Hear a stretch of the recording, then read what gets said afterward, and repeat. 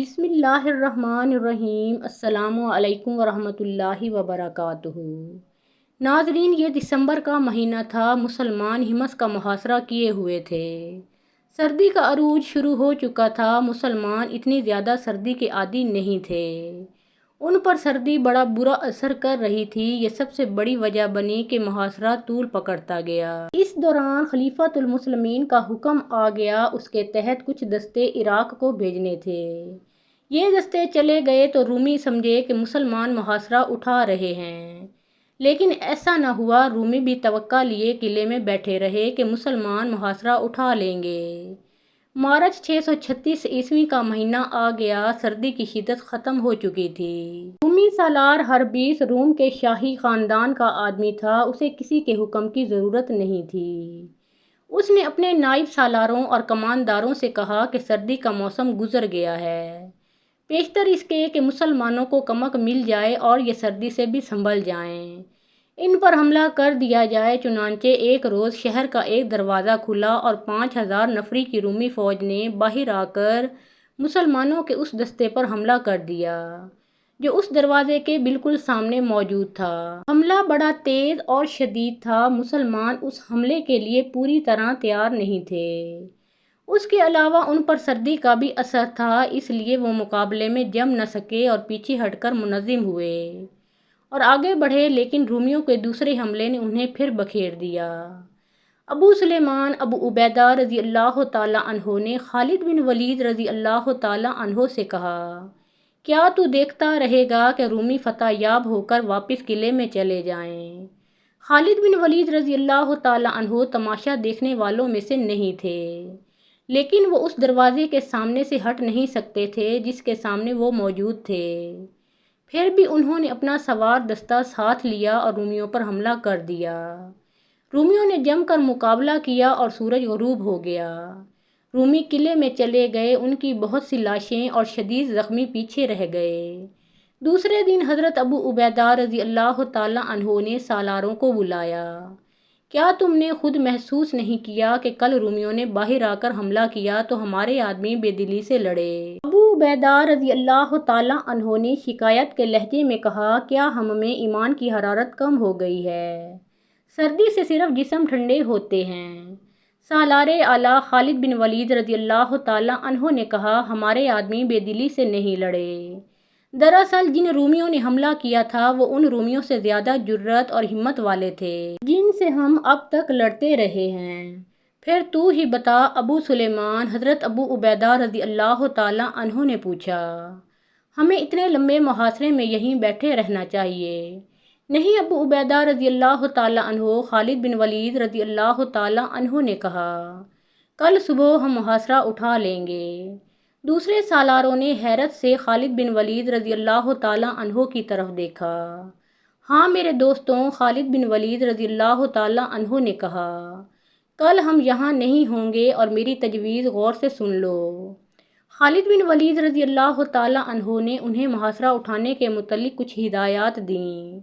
اگلی صبح شہر کی دیوار کے اوپر سے آوازیں آنے لگیں، وہ جا رہے ہیں، محاصرہ اٹھ گیا ہے، وہ دیکھو مسلمان جا رہے ہیں۔ سالار ہربیس کو اطلاع ملی تو وہ دوڑتا ہوا دیوار پر آیا۔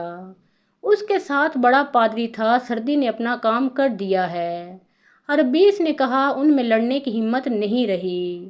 میں انہیں زندہ نہیں جانے دوں گا، ان کے تعاقب میں جاؤں گا، انہیں ختم کر کے آؤں گا۔ محترم سالار، پادری نے کہا، مجھے یہ مسلمانوں کی کوئی چال لگتی ہے، یہ منہ موڑنے والی قوم نہیں۔ وہ دیکھو، وہ اپنی بیویوں اور بچوں کو یہیں چھوڑ گئے ہیں۔ میں دیکھ رہا ہوں، ہربیس نے کہا، اپنی بیویوں اور بچوں کو وہ ہمارے لیے چھوڑ گئے ہیں۔ ان کی حفاظت کے لیے انہوں نے بہت کم سپاہی پیچھے چھوڑے ہیں۔ وہ سامان باندھ رہے ہیں، لیکن انہیں ہم جانے نہیں دیں گے۔ میں پہلے ان کے تعاقب میں جاؤں گا جو حوصلہ ہار کر چلے گئے ہیں۔ ہربیس نے فوراً 5000 سوار تیار کیے اور حضرت ابو عبیدہ رضی اللہ تعالیٰ عنہ اور خالد بن ولید رضی اللہ تعالیٰ عنہ کے دستوں کے تعاقب میں روانہ ہو گیا۔ انہوں نے 2-2.5 میل فاصلہ طے کر لیا تھا جب رومی ان تک پہنچ گئے۔ یوں ہی ہربیس اپنے دستے کے ساتھ مسلمانوں کے قریب پہنچا۔ مسلمان اچانک دو حصوں میں بٹ گئے۔ خالد بن ولید رضی اللہ تعالیٰ عنہ نے گزشتہ روز سالاروں کو یہی بتایا تھا کہ رومی ان کے تعاقب میں ضرور آئیں گے اور انہیں گھیرے میں لے کر ختم کرنا ہے۔ ان کے مطابق مسلمان چلتے چلتے دو حصوں میں بٹ گئے۔ ایک حصہ دائیں کو ہو کر پیچھے کو مڑا اور دوسرا بائیں طرف ہو کر گھوم گیا۔ رومی ایسی صورتحال کے لیے تیار نہیں تھے۔ وہ بوکھلا گئے۔ مسلمانوں نے انہیں گھیرے میں لے لیا۔ اپنے بیوی بچوں اور ان کی حفاظت کے لیے کچھ مجاہدین کو پیچھے چھوڑ آنا بھی اس دھوکے کا ایک حصہ تھا۔ رومی پیچھے کو بھاگے تو یہی مجاہدین جو عورتوں اور بچوں کے ساتھ تھے رومیوں پر ٹوٹ پڑے۔ پھر انہوں نے رومیوں کی پسپائی کا راستہ روک لیا۔ ایک اور سالار معاذ بن جبل رضی اللہ تعالیٰ عنہ خالد بن ولید رضی اللہ تعالیٰ عنہ کی پہلے سے دی ہوئی ہدایات کے مطابق 500 سوار ساتھ لے کر حمص کے راستے میں آ گئے تاکہ کوئی رومی شہر کی طرف نہ آ سکے۔ رومی اتنی جلدی بھاگنے والے نہیں تھے لیکن وہ مجاہدین کے پھندے میں آ گئے تھے۔ وہ تازہ دم تھے، کچھ اپنی روایات کے مطابق اور کچھ اپنی جانیں بچانے کے لیے وہ بے جگری سے لڑ رہے تھے۔ خالد بن ولید رضی اللہ تعالیٰ عنہ ان کے سالار حربیس کو ڈھونڈ رہے تھے۔ ان کی تلوار سے خون ٹپک رہا تھا، ان کے راستے میں جو آتا تھا کٹ جاتا تھا۔ آخر وہ انہیں نظر آ گیا۔ میں ہوں ابن الولید۔ خالد بن ولید رضی اللہ تعالیٰ عنہ نے للکار کر کہا، فارسیوں کا قاتل ابن الولید، رومیوں کا قاتل ابن الولید۔ حربیس نامی گرامی جنگجو تھا۔ وہ خالد بن ولید رضی اللہ تعالیٰ عنہ کے مقابلے کے لیے بڑھا لیکن گھوڑے سے اتر آیا۔ خالد بن ولید رضی اللہ تعالیٰ عنہ بھی گھوڑے سے اترے اور اس کی طرف بڑھے لیکن ایک رومی دونوں کے درمیان آ گیا۔ 3-4 مورخوں نے یہ واقعہ بیان کیا ہے لیکن اس رومی کا نام نہیں لکھا۔ اتنا ہی لکھا ہے کہ اس کا جسم پہلوانوں جیسا تھا اور وہ شیر کی طرح گرج کر لڑا کرتا تھا۔ رومی زبان میں وہ شیر کی مانند دہاڑنے والے کے نام سے مشہور تھا۔ تاریخوں میں یہ واقعہ اس طرح آیا ہے کہ یہ رومی اپنے سالار حربیس کو پیچھے ہٹا کر خالد بن ولید رضی اللہ تعالیٰ عنہ کے مقابلے میں آیا۔ 2-3 پینترے دونوں نے بدلے اور خالد بن ولید رضی اللہ تعالیٰ عنہ نے تلوار کا وار کیا۔ تلوار رومی کی اپنی خود پر پڑی، خود اتنی مضبوط اور وار اتنا زوردار تھا کہ خالد بن ولید رضی اللہ تعالیٰ عنہ کی تلوار ٹوٹ گئی۔ ان کے ہاتھ صرف دستہ رہ گیا۔ اب خالد بن ولید رضی اللہ تعالیٰ عنہ خالی ہاتھ تھے اور رومی پہلوان کے ہاتھ میں تلوار تھی۔ خالد بن ولید رضی اللہ تعالیٰ عنہ اپنے محافظوں کی طرف جانے کی کوشش کرتے تھے کہ ان سے تلوار لے لیں مگر رومی درندوں کی طرح ہراتا دھاڑتا اور خالد بن ولید رضی اللہ تعالیٰ عنہ کے آگے ہو جاتا تھا کہ وہ دوسری تلوار نہ لے سکیں۔ ایک محافظ نے خالد بن ولید رضی اللہ تعالیٰ عنہ کی طرف تلوار پھینکی لیکن خالد رضی اللہ تعالیٰ عنہ سے پہلے رومی تلوار تک پہنچ گیا اور تلوار پرے پھینک دی۔ خالد رضی اللہ تعالیٰ عنہ کا بچنا ممکن نظر نہیں آتا تھا۔ رومی نے ان پر تابڑ توڑ وار کرنے شروع کر دیے۔ خالد رضی اللہ تعالیٰ عنہ ادھر ادھر ہو کر وار بچاتے رہے۔ رومی نے ایک وار دائیں سے بائیں کو کیا جسے خالد بن ولید رضی اللہ تعالیٰ عنہ کی گردن یا اس سے ذرا نیچے پڑنا چاہیے تھا لیکن خالد بن ولید رضی اللہ تعالیٰ عنہ بڑی پھرتی سے بیٹھ گئے۔ رومی کا یہ زوردار وار خالی گیا تو اپنے ہی زور سے وہ گھوم گیا۔ خالد رضی اللہ تعالیٰ عنہ اچھل کر اس پر جھپٹے۔ رومی پلک جھپکتے پھر گھوم گیا اور خالد رضی اللہ تعالیٰ عنہ کے بازوؤں کے شکنجے میں آ گیا۔ اب صورتحال یہ تھی کہ دونوں کے سینے ملے ہوئے تھے اور رومی خالد بن ولید رضی اللہ تعالیٰ عنہ کے بازوؤں میں تھا۔ خالد رضی اللہ تعالیٰ عنہ نے بازوؤں کو دبانا اور شکنجہ سخت کرنا شروع کر دیا۔ رومی خالد رضی اللہ تعالیٰ عنہ کی گرفت سے نکلنے کے لیے زور لگا رہا تھا لیکن خالد رضی اللہ تعالیٰ عنہ کی گرفت سخت ہوتی جا رہی تھی اور وہ اس قدر زور لگا رہے تھے کہ خون ان کے چہرے میں آ گیا اور چہرہ گہرا لال ہو گیا۔ رومی پہلوان کی آنکھیں باہر کو آنے لگیں، اس کی سانسیں رکنے لگیں اور چہرے پر تکلیف کا ایسا تاثر تھا کہ اس کے دانت بجنے لگے۔ مورخ واقدی نے لکھا ہے کہ رومی پہلوان کی پسلیاں ٹوٹنے لگیں۔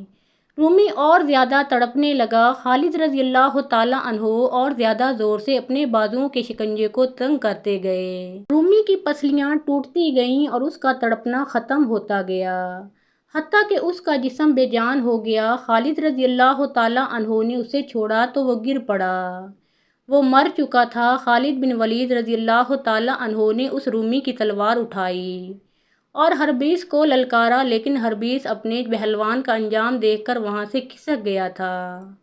خالد رضی اللہ تعالیٰ عنہ نے گھوڑے پر سوار ہو کر رومی پہلوان کی تلوار بلند کر کے لہرائی اور نعرہ لگایا۔ اس مقابلے کے دوران رومیوں کا قتل عام جاری رہا۔ حضرت ابو عبیدہ رضی اللہ تعالیٰ عنہ کو جب پتہ چلا کہ خالد رضی اللہ تعالیٰ عنہ نے رومی پہلوان کو کس طرح ہلاک کیا ہے تو وہ دوڑے آئے۔ خدا کی قسم، ابو سلیمان ابو عبیدہ رضی اللہ تعالیٰ عنہ نے بڑے مسرور لہجے میں کہا، تو نے جو کہا تھا کر دکھایا ہے، تو نے ان کی کمر توڑ دی ہے۔ خالد رضی اللہ تعالیٰ عنہ نے صرف ایک پہلوان کی نہیں بلکہ رومی فوج کی ہڈیاں توڑ دی تھیں۔ مارچ 634 صفر 15 ہجری مسلمان فاتح کی حیثیت سے حمص میں داخل ہوئے۔ حمص پر جو خوف و ہراس طاری تھا وہ اس وقت بھگدڑ اور نفسا نفسی کی صورت اختیار کر گیا۔ جب مسلمان حمص میں داخل ہوئے تھے انہوں نے سنا تو یہی تھا کہ مسلمان شہریوں کو پریشان نہیں کرتے، لیکن جس شہر کی فوج ہتھیار نہ ڈالے اور مسلمان بزور شمشیر شہر کو فتح کریں تو وہ ہر گھر سے مال و اموال اٹھا لیتے ہیں اور عورتوں کو لونڈیاں بنا لیتے ہیں۔ مسلمانوں نے حمص تو بڑی ہی مشکل سے فتح کیا تھا۔ رومیوں نے ہتھیار نہیں ڈالے تھے بلکہ مسلمانوں نے محاصرہ اٹھایا تو 5000 سوار رومی سوار ان کے تعاقب میں گئے تھے۔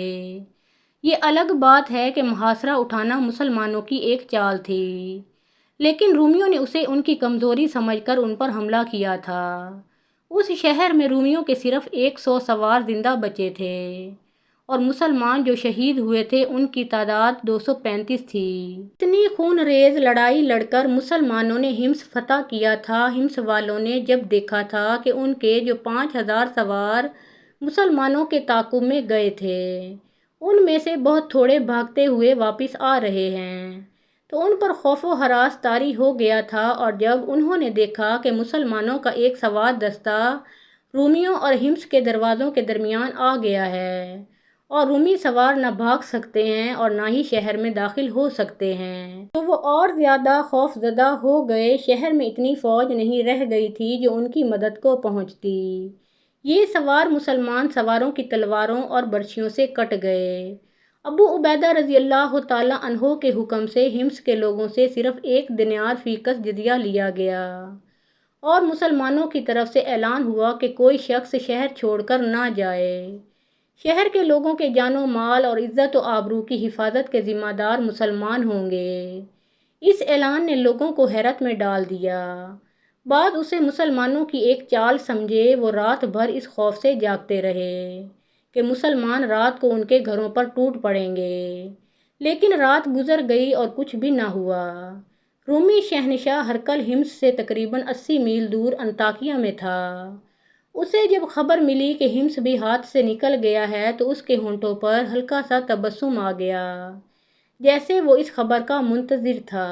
اس کے سالار، مشیر اور شاہی خاندان کے افراد جانتے تھے کہ ہرقل کا تبسم موت کی مسکراہٹ ہے اور اس تبسم میں قہر بھرا ہوا ہے۔ کیا تم بتا سکتے ہو عرب کے ان مسلمانوں نے حمص کس طرح لیا ہے؟ ہرقل نے خبر لانے والے سے پوچھا۔ تم سالار تو نہیں، کماندار ہو، جنگ کو سمجھتے ہوگے۔ تمہارا نام کیا ہے؟ سب سمجھتا ہوں، قیصر روم، خبر لانے والے نے کہا۔ میرا نام سازیرس ہے، ایک جیش کا کماندار ہوں۔ حمص ایک دھوکے نے ہم سے چھینا ہے۔ ہمارے سالاروں کو توقع تھی کہ مسلمان اتنی سردی برداشت نہیں کر سکیں گے اور وہ محاصرہ اٹھا کر چلے جائیں گے۔ انہوں نے سردی کی شدت محاصرے میں گزار دی اور محاصرہ اس وقت اٹھا کر چلے گئے جب سردی کی شدت گزر گئی تھی اور درختوں کی کونپلیں پھوٹنے لگی تھیں، اور ہمارے سالار اس وقت قلعے میں بیٹھے رہے جب دشمن باہر سردی سے ٹھٹھر رہا تھا۔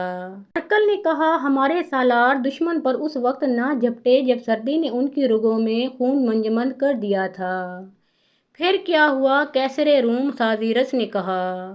وہ جب کوچ کر گئے تو سالار ہربیس نے 5,000 سوار کے ایک دستے کو حکم دیا کہ مسلمانوں کے تعاقب میں جاؤ اور ان میں سے کوئی ایک بھی نہ زندہ رہے۔ ہم ان کے تعاقب میں گئے، جب ان کے قریب پہنچے تو انہوں نے پھیل کر ہمیں گھیرے میں لے لیا۔ سازیرس نے ہرقل کو تفصیل سے بتایا کہ مسلمانوں نے انہیں کس طرح گھیرے میں لیا اور ان کے سواروں کو تباہ و برباد کر دیا ہے۔ ہمارا سالار ہربیس کہاں ہے؟ ہرقل نے پوچھا۔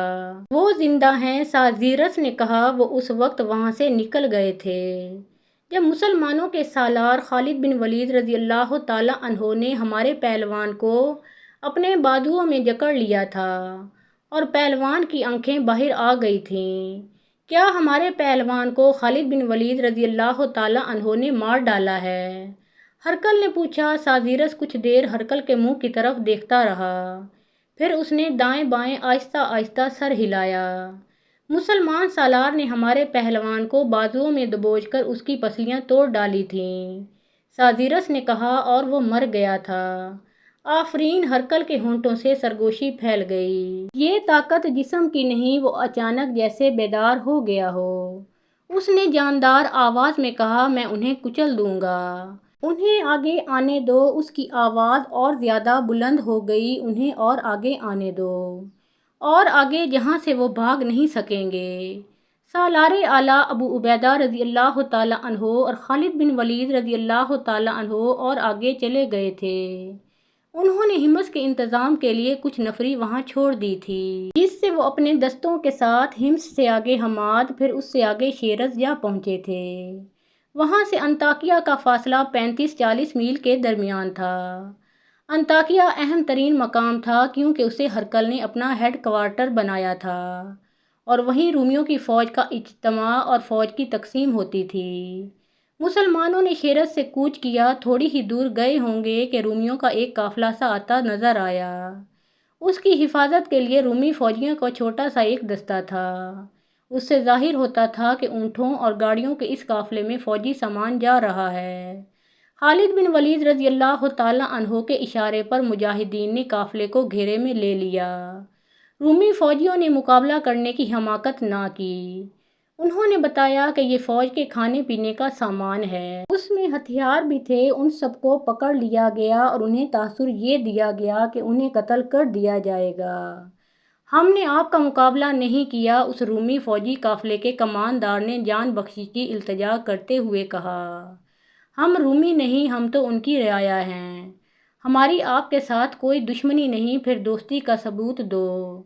انہیں کہا گیا، یہ بتا دو کہ انطاکیہ میں کیا ہو رہا ہے۔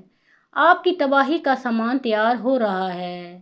قافلے کے کماندار نے جواب دیا، وہاں بہت بڑی فوج اکٹھی کی جا رہی ہے۔ دور دور سے عیسائی قبیلے آپ کے خلاف لڑنے کے لیے جمع ہو رہے ہیں اور انہیں میدان جنگ میں لڑنے کے ڈھنگ سکھائے جا رہے ہیں۔ آپ نے ہماری جانیں واپس کر دی ہیں تو ہم آپ کی جانیں بچاتے ہیں۔ قافلے کے ایک اور آدمی نے کہا، آپ آگے آ جائیں۔